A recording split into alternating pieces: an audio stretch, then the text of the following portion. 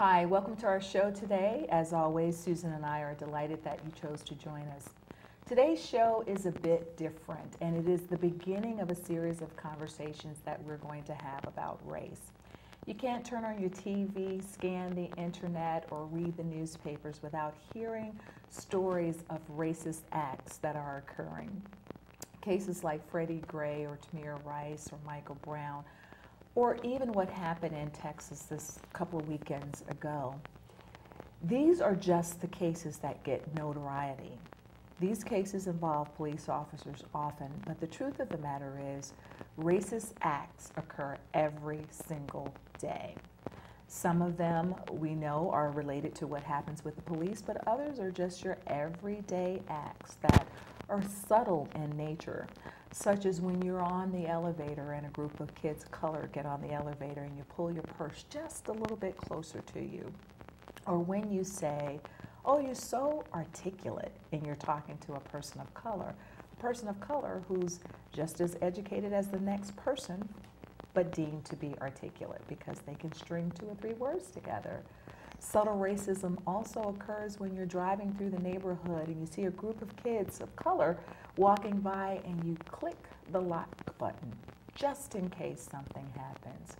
Or what about those instances when a person of color is assumed to be the help, the secretary, the janitor, the cook, regardless of how they are dressed? That's subtle racism. For people who engage in subtle racist behavior, those individuals, of course, wouldn't qualify themselves as racist because the intent to be racist is not there. It is unintentional. But the truth of the matter is, racism does not require intent. The way that we will get to the point where we won't make those faux pas and that you won't offend people of color is by having a conversation about race. You don't know what you don't know. I don't know when I'm offending someone from a different racial background unless I have the conversation with them. The conversation is two-way.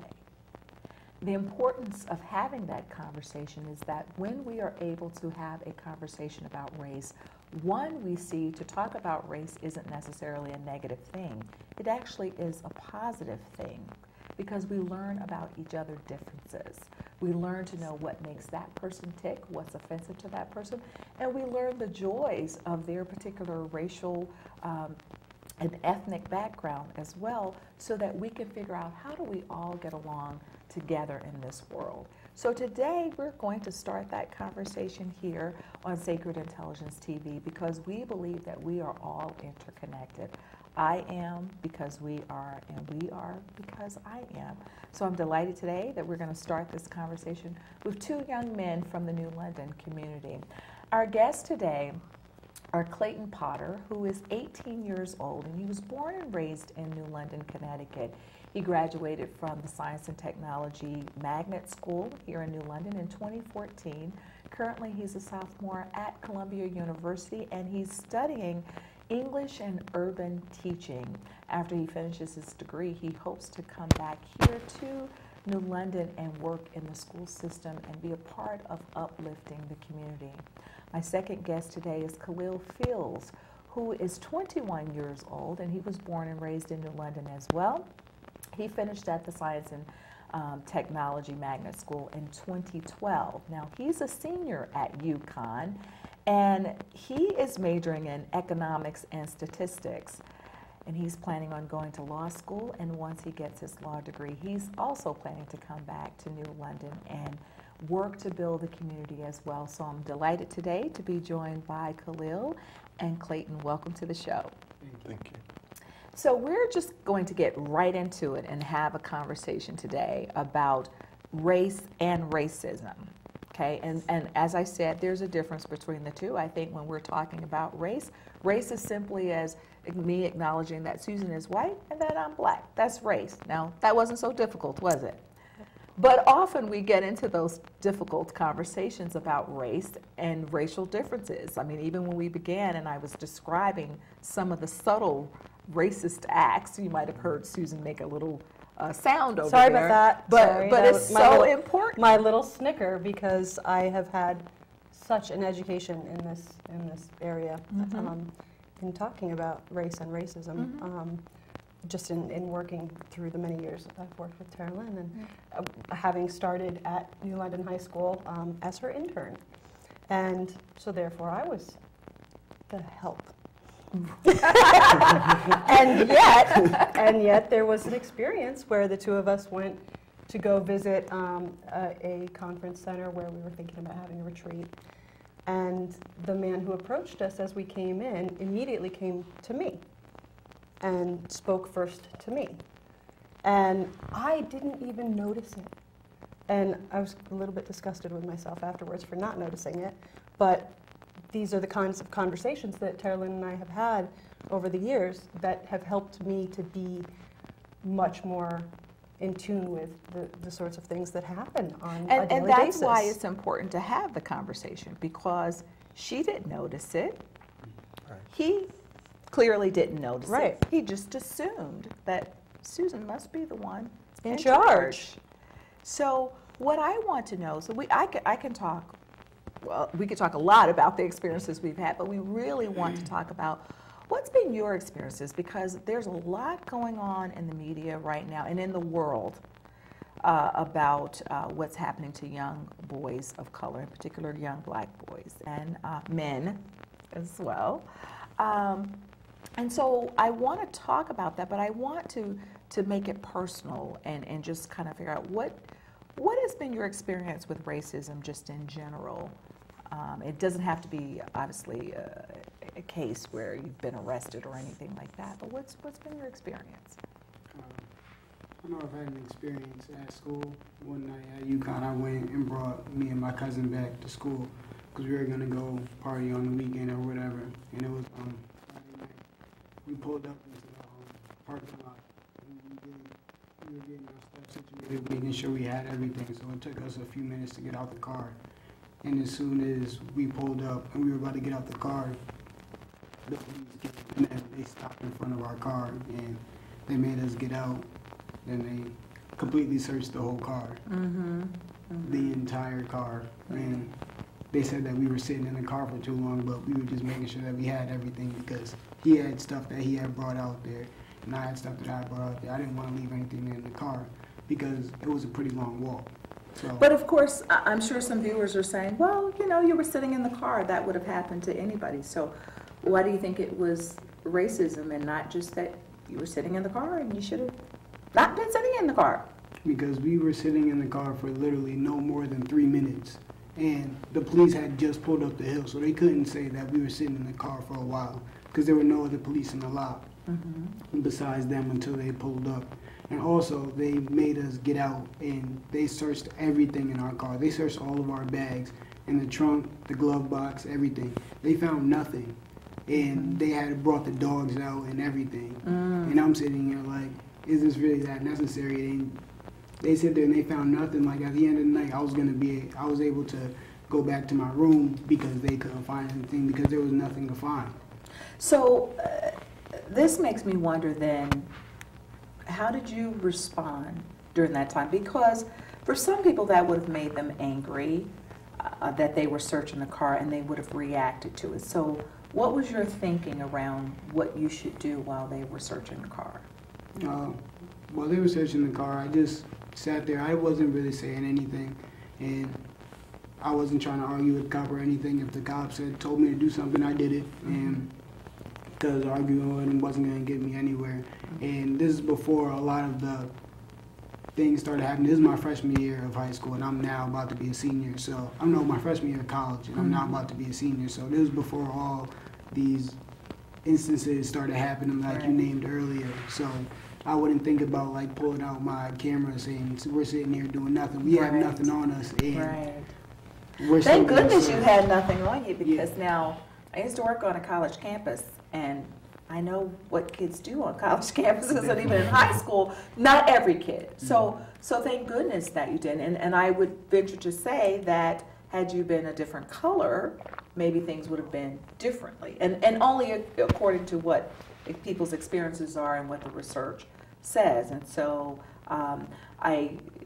Tim Weiss is a person who talks a lot about race, and he often talks about when he used to, back in the day, he would have his drugs in the car, he would pass by the cops searching a black man, and he would go, suckers, because I got my drugs in the car and they're not even stopping me. But now he's come to a place of where he openly talks about race and racism and uses that as an example to talk about these are just the things that happen every day that we're not realizing that that are happening, that some people are not realizing. Right.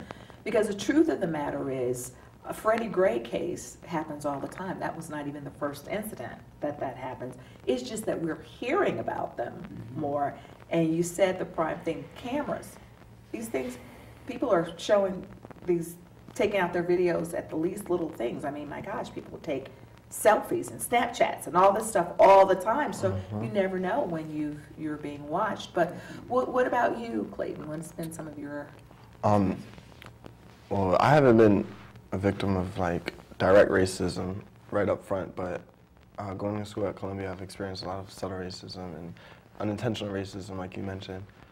So it's just like I'll be in a dorm room where it's all students who go to the school and we're all hanging out, and it's like, you know, after hours or whatever, and like it's only where students are, and somebody will come in, another student will come in, and typically I'm the only black person amongst a group of whites or Asians, and a white student will come in and ask, oh, do you go to school here, or are you just visiting somebody? Like, am I a friend of somebody? Like, why am I the only person who you assume doesn't go to school here? Exactly.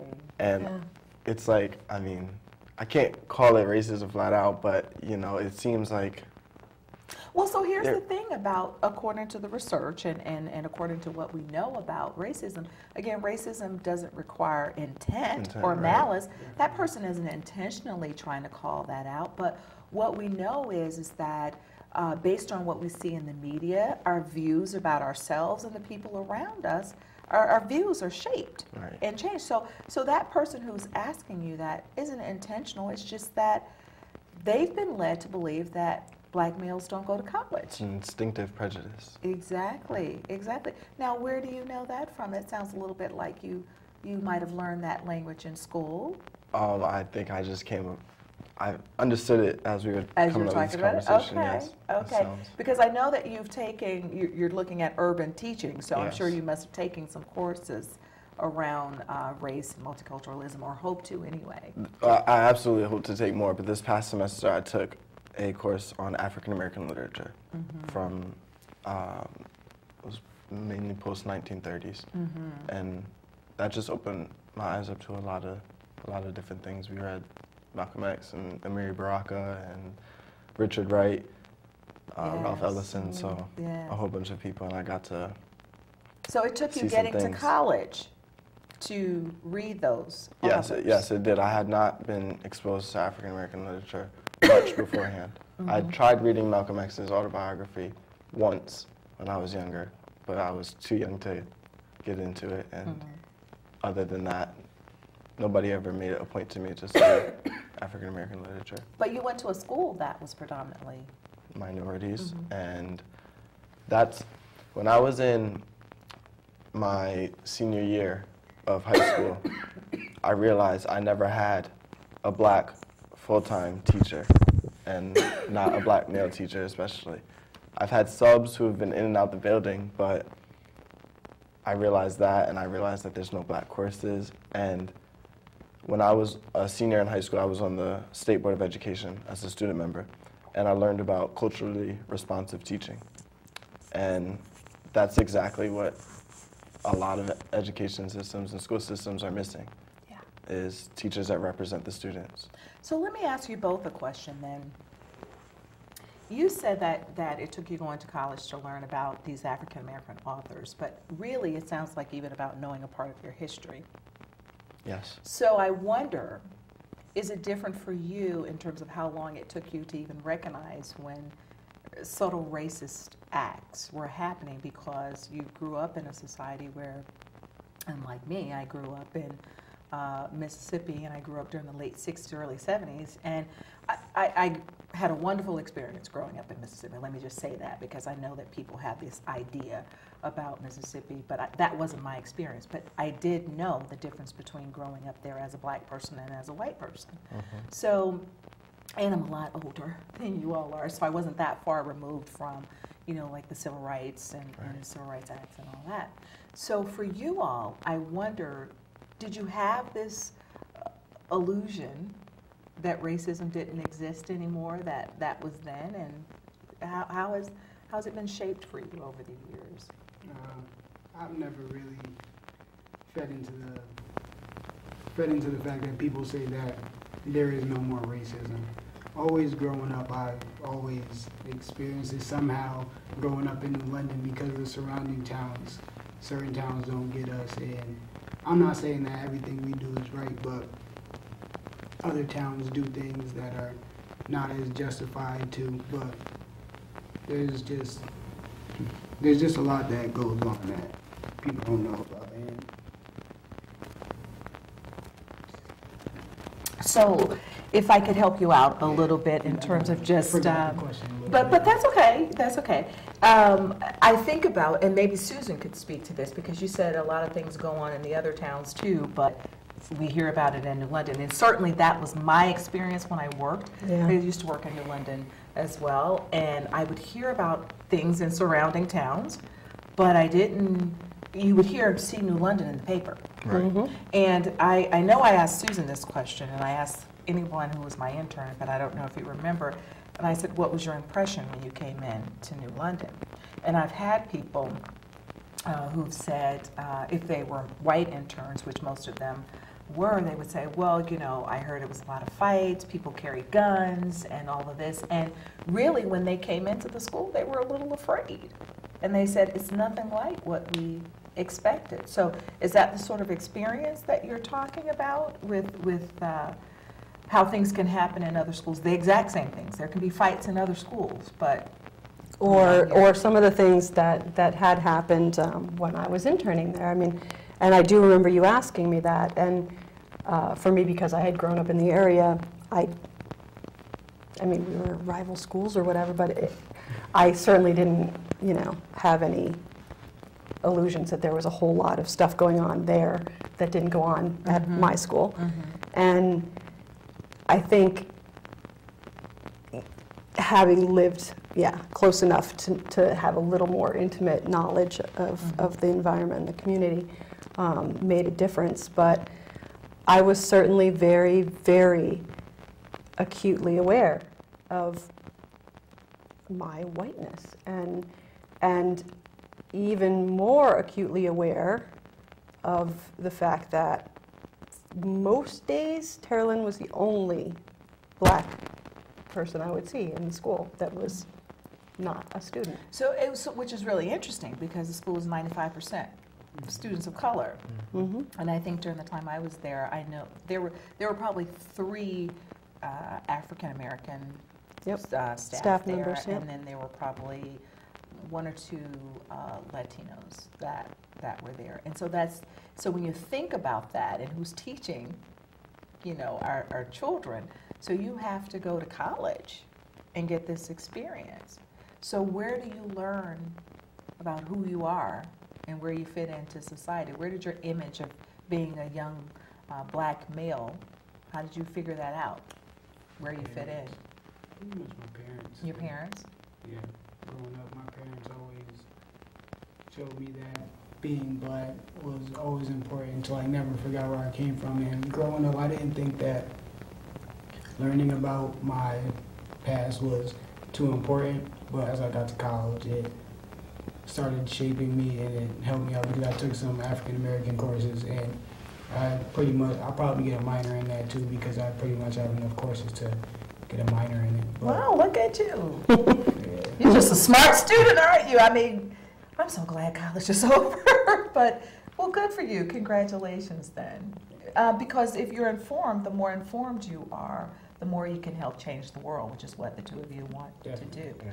But I'm curious from you, Clayton, because I know that you're biracial, and so I wonder what your experience has been like as a biracial young man who identifies as black. You also identify your other heritage and other components of who you are as well. But from our conversations, I know that you say that I'm a black man. So tell me a little bit about how that discovery for who you see yourself as came about? Well, lately, it's happened rather rapidly over the course of my lifespan.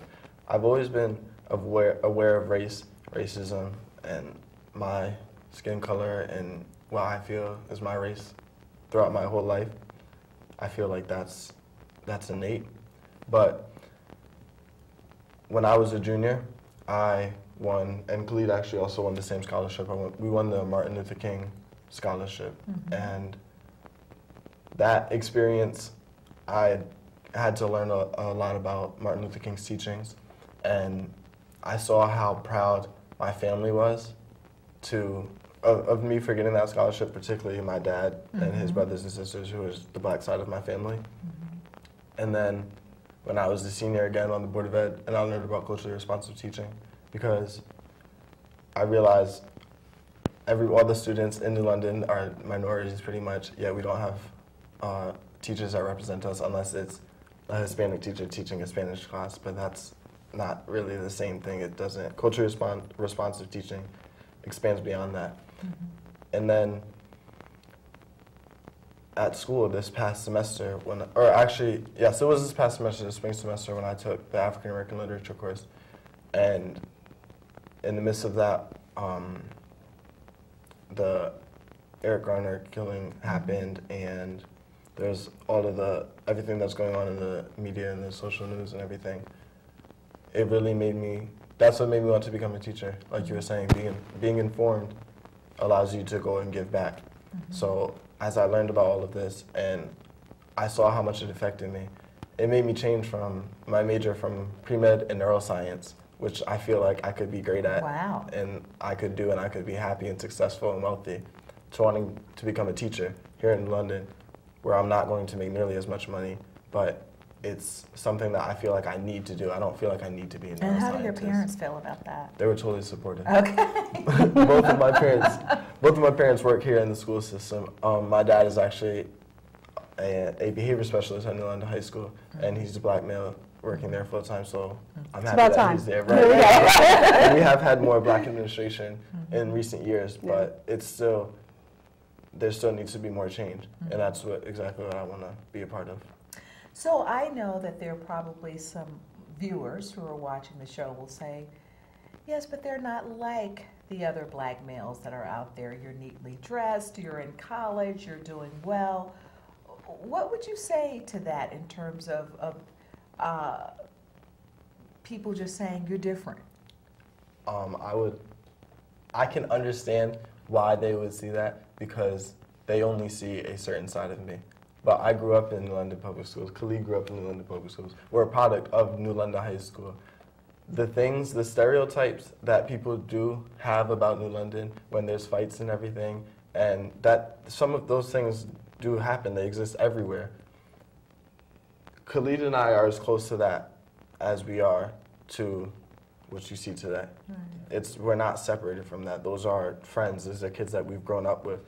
They're on different paths than us. They're doing different things. But that's what we want to go and change. We want them to be headed towards success and everything. We don't want them to stay where they are and to become a product of their environment. Of their environments, because right. they are believing the messages that are sent to them too. Is like, this is what you are and this is who you should be and become. But I want to ask you, when you're walking down the street, are people seeing these college-educated guys, or what do you think people see? What do you think the cops see when you walk down the street? When I walk down the street, I know the cops see just what they see from anybody else in New London, because I dress I don't sag my pants or none of that, but I pretty much dress with the current, what people, people are wearing these days.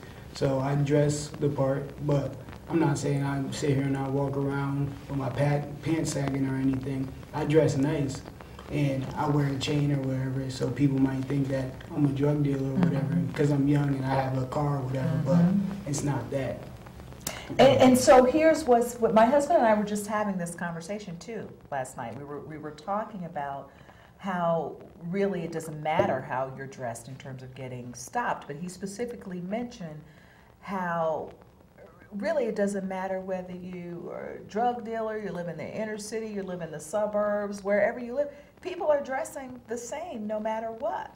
And so you can't make assumptions about who people are just because of how you look, your skin color, or any of that. I mean, we do know that white kids wear sagging pants a lot. Definitely. We do know that white kids use drugs. We know that white kids drink alcohol. But what we see happening when the police pull up to them is very different than what happens to young black men, or I won't even say just young black men, right? I will never forget, now, I don't like this particular TV show. Let me just say this, the disclaimer to this. But one day we were flipping channels and Cops came on. I hate the show because I think in addition to it being degrading to people of color, I think it's just degrading to all people. But, and of course I realize I'm not being very objective right now to say that, but as a psychologist, to me, I find it a harmful show. Mm-hmm.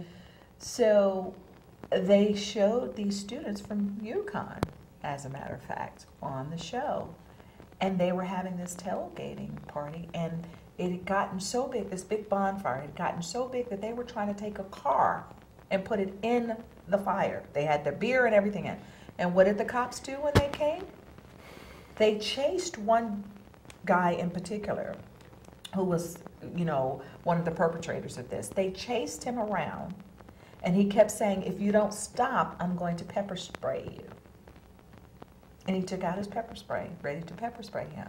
And I looked at my husband and I said, that would never happen if it was a person of color. And this was years ago, years and years and years ago, because the rules are different. And so I wonder for you all, did your parents ever have the talk with you about what you need to do to conduct yourself? How do you conduct yourself when you're stopped by the police? Either if you're walking or you're driving. Who schooled you on that? My parents always schooled me on that. They always told me that if you ever come in contact with a police officer, just do as they say, and if it's wrong or something's wrong in the situation, let the situation go, or record it or something, and you come to me about it after, because I'd rather you come to me about the situation and I will be able to handle that properly, rather than you trying to handle it yourself and you getting hurt in some way and form, because it's just not worth it at all. What about you, Clayton? I would say it's pretty much the same message coming from my parents. Like my dad would tell me that you don't have to say anything. If a cop stops you, just do what he says. You don't have to really answer his questions that are outside of what's happening, and just pretty much be obedient, and then call my parents and they'll be coming down to contact whoever they need to. But I've heard stuff like from my brothers too and everything, and they just always tell me that it's pretty much do what they say and just keep your head low, pretty much. Keep your hands where they can see and listen up. Mm-hmm. And you have to, seems like it's standard procedures, but it's cautionary. And for black people at least, because we know that as the media seems like, just in the instance that happened in Texas the other day, in the video they showed two black males approach a police officer when the officer was working with the female on the ground. Is that what you call it, working with? No, I know what you mean. Yeah, he was trying to subdue her, and he pulled his gun out immediately on the two African American males. And it's like, you have to be cautious of the police. So I want to talk about that, being cautious of the police, but I want to talk about something that my husband and I noticed, though, when we were watching it, because that's a good thing about, when you can rewind it. And what we noticed is that one of the kids who ran up to the officer, now he almost slipped when he ran up to him. And because they he had were running sagging, up to him, which is exactly, they're running up to him, and he had sagging pants, so he's trying to pull his pants up, right? Okay. So my husband stopped it right at the point that his hand was behind his back like that, and he said, that officer doesn't know whether he's going. And so first of all, we're not defending the officer's conduct at all, because he was completely out of line. And even the police, lieutenant, the chief said the same thing. So this isn't about that, and I do want to acknowledge that there are good cops and there are bad cops. But the idea is, how would a cop know if he's reaching like this because he's got to pull up his pants, that he's not getting ready to pull out a gun? Right. So that gets to the point of what to do when you're stopped by cops, because some parents will tell their kids to run. Or some kids, if you saw the video, and I'm curious to know what you might have done if you were in a crowd like that, because some kids were going up, this poor child was crying, and she's wanting her mom, and she's like pleading for mercy, and this cop isn't stopping. So as a friend, their instincts were to go up and help her. So what do you say about that? What do you do if you're in that crowd situation? I think it's a hard situation, like really say, it's hard to say what you're gonna do in that situation, like unless you're really in it, because that's a real dangerous situation, especially messing with a cop that has a gun.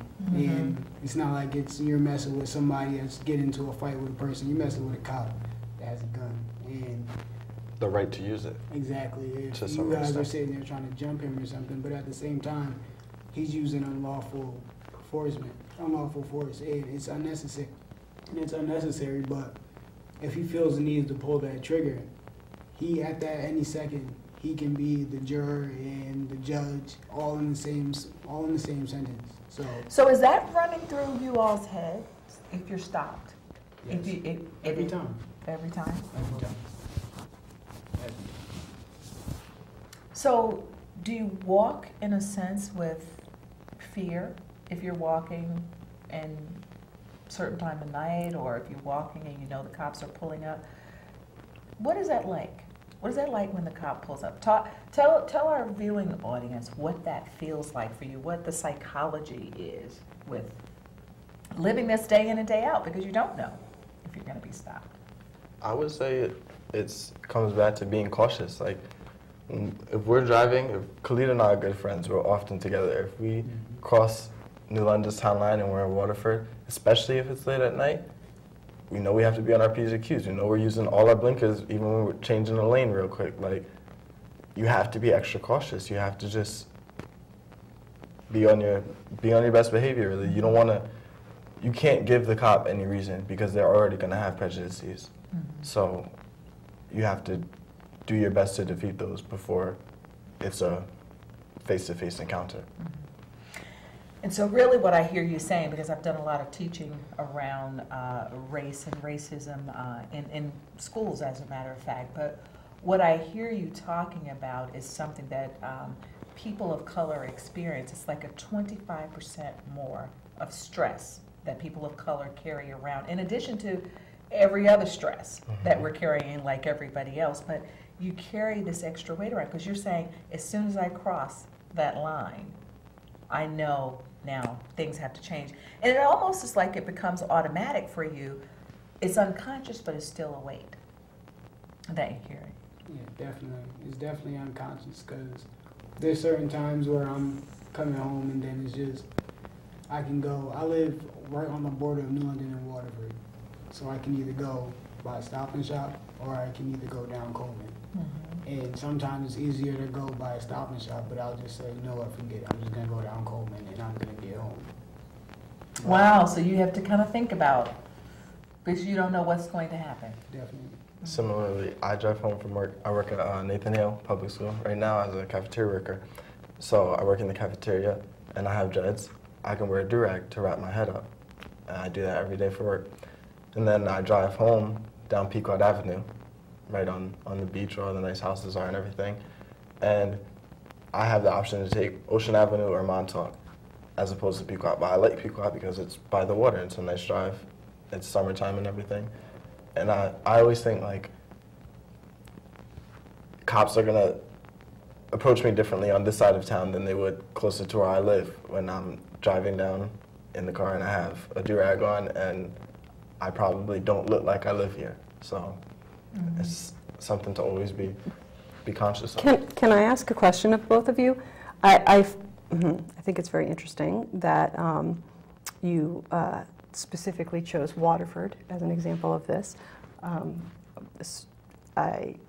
I have never thought of it as being that kind of community. I've been very aware that it's not terribly diverse at all, which is why I sent my kids, at least for grade school, to the multicultural magnet school, so that they would have that exposure, because that I didn't want them to grow up with only Caucasian kids walking around, maybe a couple Asians. There are a few African American, a few Hispanic, obviously, but by and large, yeah, white. But let me ask you, where does this particular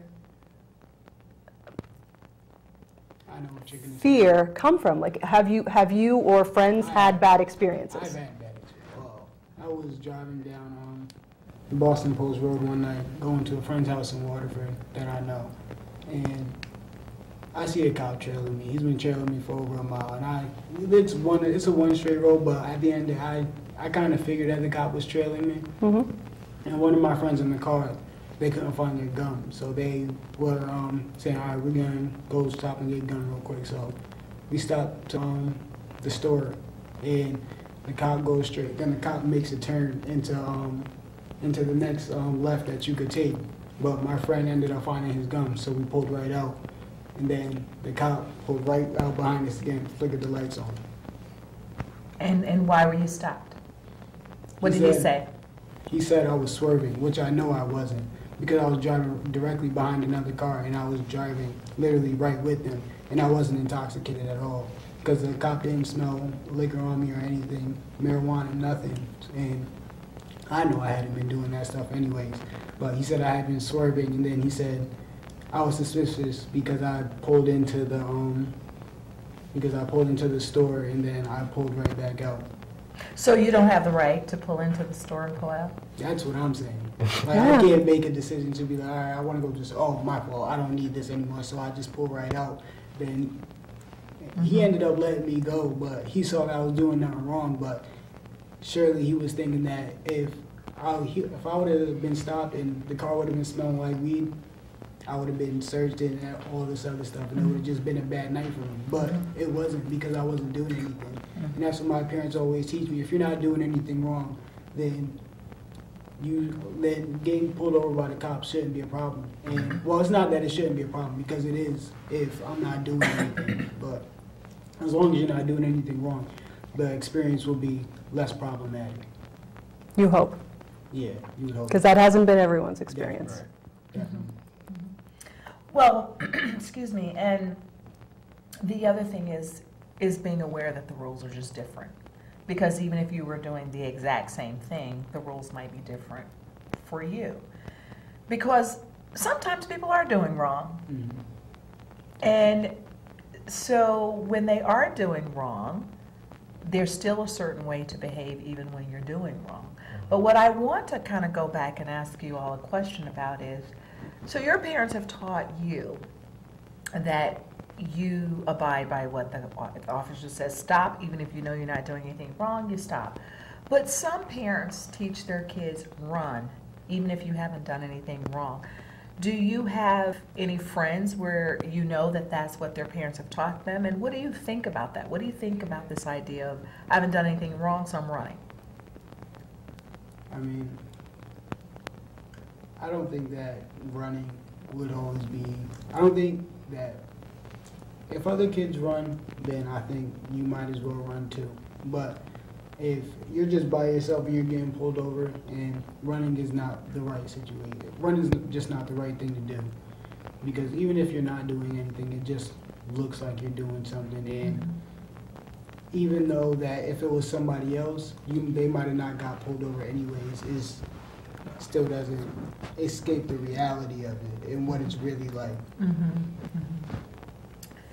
Anything you want to add? I understand. I sort of agree with you, Khaleed. I feel like if you're with a group of people and the cops approach you and one person runs, the the cops will, even if the other people don't run, the cops are going to be more aggressive with them immediately because they have some reason to believe that if one person had to run with this group of people, these guys are up to no good.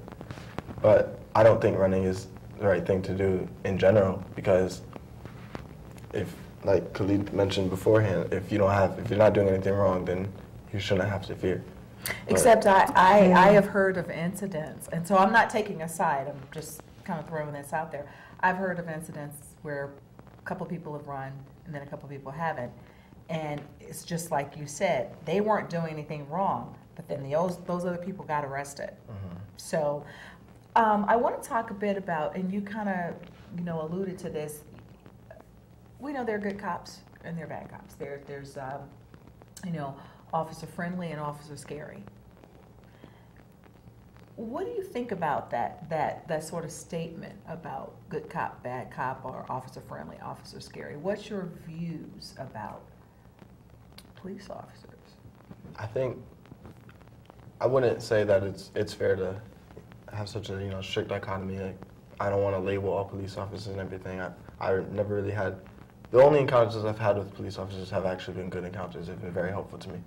But I do think that there are probably officers out there who have their prejudices. They may be racist, and they have that sense of power because they have a badge, and they probably use that to be manipulative and abusive of people of color quite frequently, I think.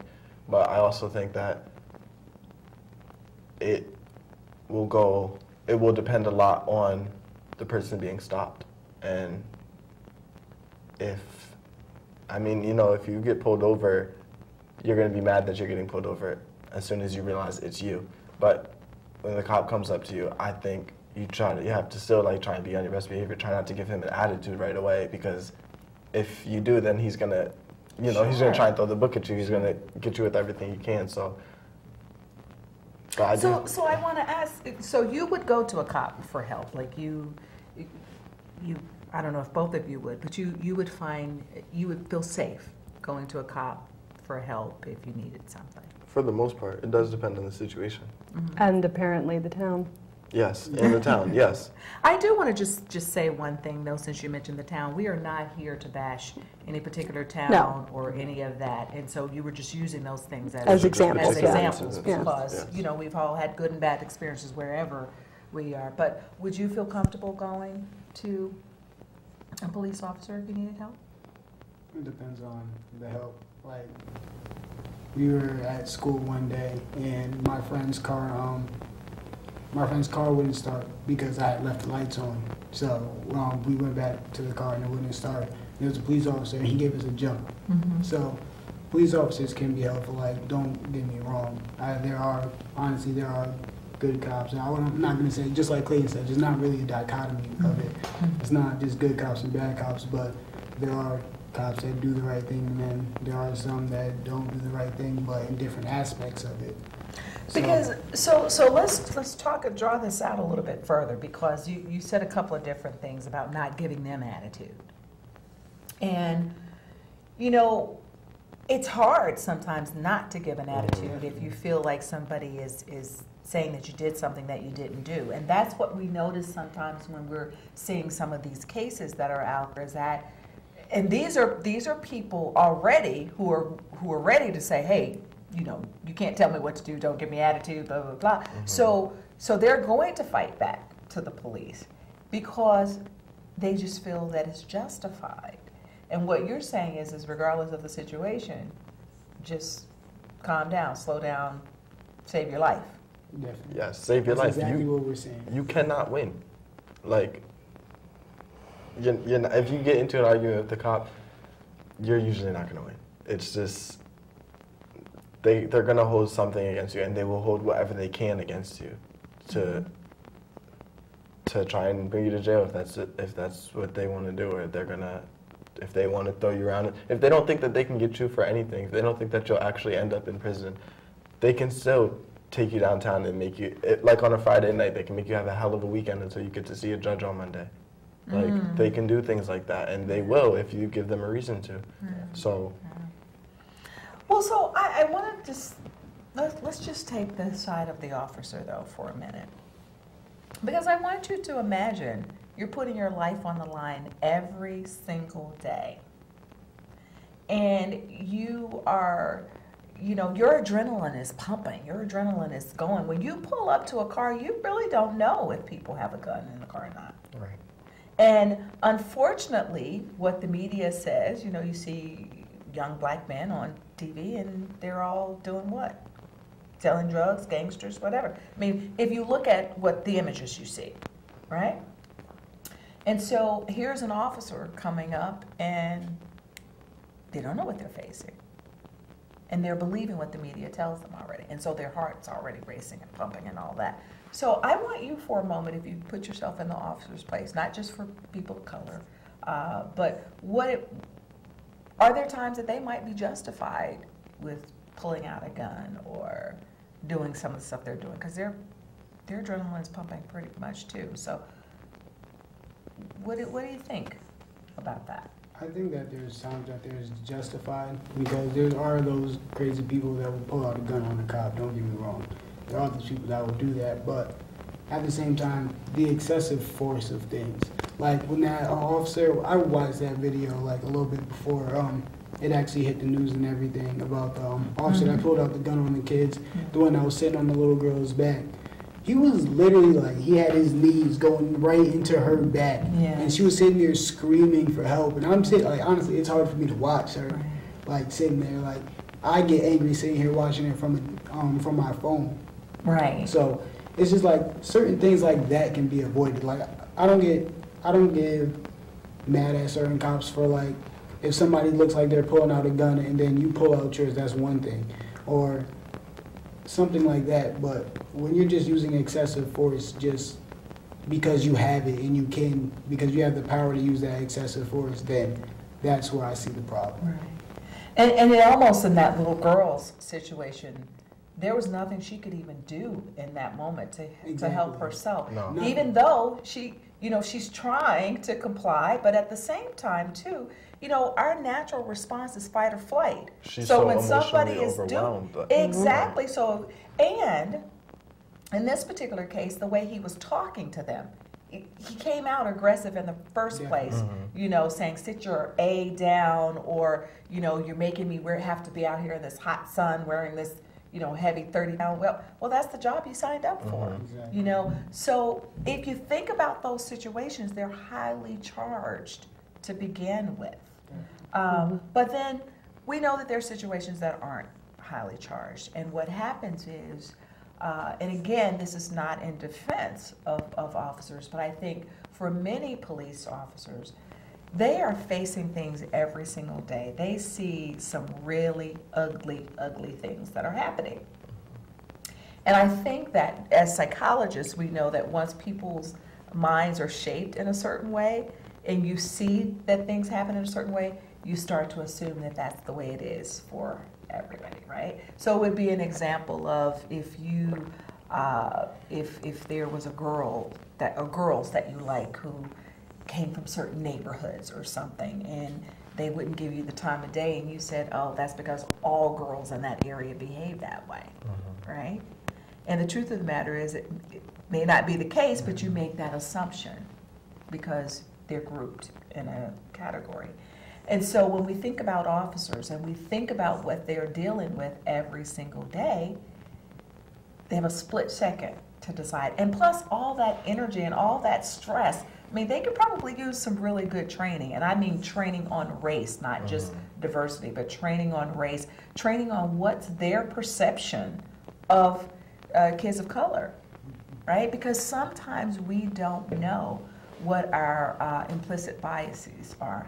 We don't recognize when we're thinking that, all white people act in a certain way or all black people act in a certain way, right? It's so subtle we don't even recognize it, right? Yeah. So what I'm wondering though is, because it can be daunting, it seems like, to grow up as a young black man today. So how do you keep the faith? How do you keep moving and going day by day? I gotta say my friends around me. Honestly, people like Clayton going to Columbia. I got other friends that are doing a lot of great things. Athletically, academically, friends going to electrician school, friends plumbing school, giving back, teaching with the kids already, being teachers' aides. I just got a lot of friends that do a lot for me, and they're the type of people that help me keep pushing, because if they're doing well, I should be doing well as well. Good. And my parents always taught me that school always comes first, no matter what. So schooling is always going to be important for me, but that's not the path for everybody. But yeah, my family, my friends, that's what really keeps me pushing. And my community, I consider my family. New London, that's just. Yeah, you all want to come back and work in New London, so I guess it's pretty important to you. What about for you, Clayton? It's a lot of the same. My dad always says that you have to do well to do good. And I just am trying to be the best person that I can be. I'm trying to educate myself, learn more about like African American culture, and trying to learn about society and everything. I'm trying to learn about psychology and things so that I can be aware of subtle racism and things that happen every day that sort of are like institutionalized and just you don't think of it. And we have those are the things that are most important to be aware of. Well, and I think it's interesting that you talk about institutionalized racism, because we don't really recognize it. And hopefully in the series of conversations that I'll have about race, we'll talk about really how the system is, because who are the people that you see in jail? Who are the people that you see in psychiatric hospital? I mean, that's institutionalized racism. Right. If you walk, I'll guarantee you, if you walk into any school in America, who are the people who are in honors classes? Who are the people in special ed classes? Who are the people in between? I mean, it's just there, and it's not because one group of people are so much smarter than the other group, but it's how our systems are set up. But one question I did want to ask you all, when we're talking about cops, do you see a distinction between whether it's a white officer or a black officer in terms of how you treat it, or even your friends? Because some of you, you haven't been pulled over by the cops, I don't think. So, do you think there's a difference between whether the cop is white or black, or Asian or Latino or whatever? Yeah, no, in certain cases that I've seen, I don't think it really matters. Like, certain black cops will be good, just like there are certain white cops that will be good. I don't think that it has anything to do with race. Like, there's certain bad black cops and there's going to be certain bad white cops. So I don't think that race has really anything to do with what makes a good cop, because there can be good of any cop and there can be bad of any cop. So, but speaking to that though, what I would say about that, I agree with you that they're good and bad regardless of the color. But I think that black cops have internalized racism just like white cops have their own biases and not realize it. We all have our biases. We can't sit around this table and say we don't have any particular biases. Even within group, we have biases, right? You know, but our time is running out so quickly here. I do want to ask just a couple quick final questions. We only have a couple of minutes left. Is that, what do you think the older generation, what can our generation do to encourage you? And then I'll ask you to answer that. And then, Khaleed, I'll ask you to answer just really, really quickly. What do you think that whites can do to kind of help further this conversation along? As far as the older generations go, I would say try to educate, try to talk to the younger generations, try to be the role models and just lead by example.